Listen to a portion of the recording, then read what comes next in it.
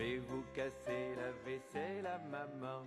Voilà, voilà. La vaisselle jetable, c'est plus pratique, ça coûte moins cher, c'est écolo. Et là, tout d'un coup, pourquoi on vous en parle aujourd'hui? Parce qu'il y a une grande innovation, laquelle?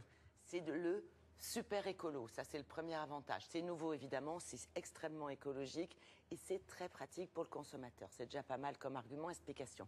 Pourquoi c'est écologique? Parce que c'est de la vaisselle jetable en pulpe de canne à sucre.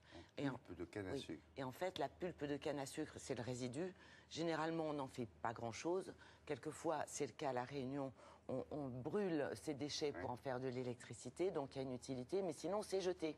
Donc là, c'est récupéré, exploité, thermoformé, donc on peut faire des formes qui sont déclinables à l'infini, qui sont plutôt jolies. Et pourquoi c'est très pratique pour le consommateur? Parce que ça passe au four. Donc c'est bien, évidemment, pour les pique-niques, mais aussi pour les réceptions. Vous pouvez préparer du chaud. Les professionnels connaissent déjà ce type de produit. Ça peut être très pratique aussi pour des compagnies aériennes. Ah oui? Parce que ça permet de faire réchauffer le plat chaud dans autre chose que de la porcelaine ou de l'aluminium. Et maintenant, c'est en train de gagner le grand public, puisque cette entreprise, qui est une petite entreprise française située à Perpignan, est en train de prendre des contacts avec la grande distribution.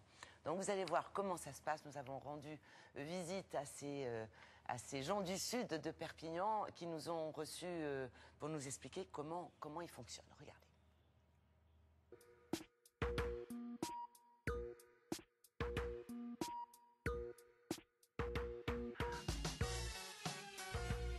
On va utiliser les résidus de la canne à sucre parce que les réserves sont énormes, elles ne sont pas utilisées.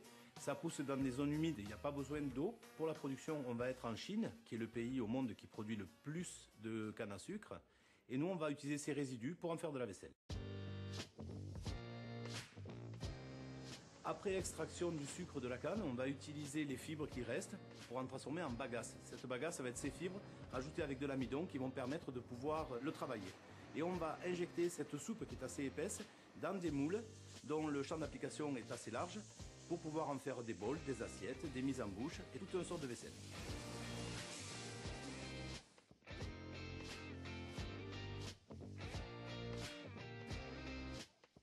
Aujourd'hui, pratiquement toutes les formes sont possibles. Notre bureau de création ici à Perpignan va travailler sur la modélisation en 3D, directement sur ordinateur, pour fabriquer un prototype qui ensuite, après avoir été approuvé, va devenir un moule qui va devenir une nouvelle vaisselle dans notre production.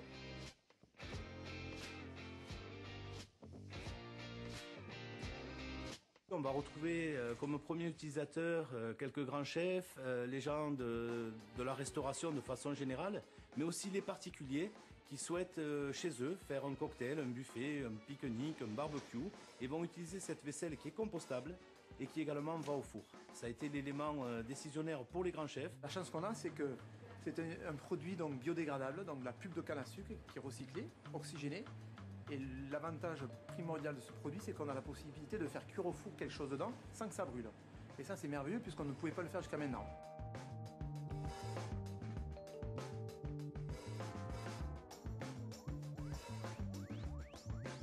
On va retrouver cette vaisselle innovante essentiellement sur Internet, mais aujourd'hui nous sommes en discussion avec des acteurs de la grande distribution pour mettre cette vaisselle à disposition des particuliers.